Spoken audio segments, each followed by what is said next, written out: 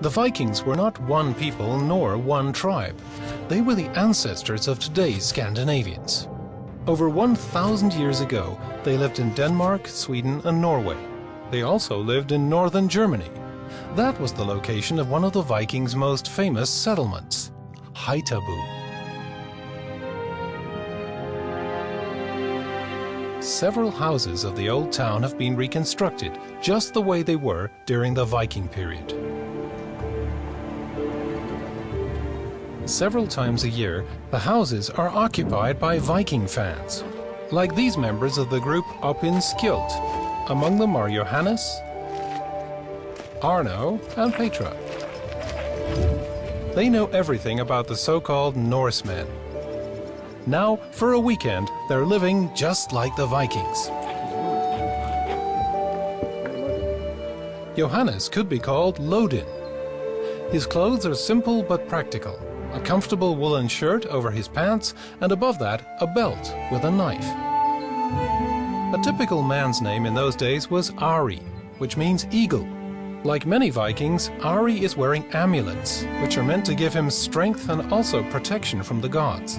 Over his pants he wears a long tunic. The belt is practical too, with the knife and bags fastened to it.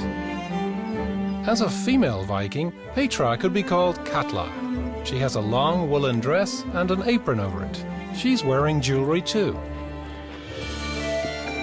1,000 years ago, Haithabu was a major Viking trading town.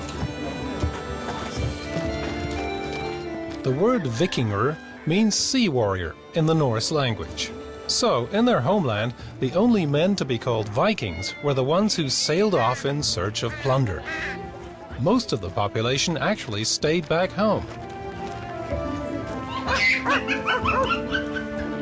In the countryside, the Vikings lived as peaceful hunters and farmers. They kept pigs, sheep or cattle and grew cereals like barley and rye. A Viking family usually made everything it needed to survive itself. Only one man in the village specialized in a single craft, the blacksmith. In the large town of Haithabu, things were different. There were many craftsmen and traders who lived exclusively from selling their wares.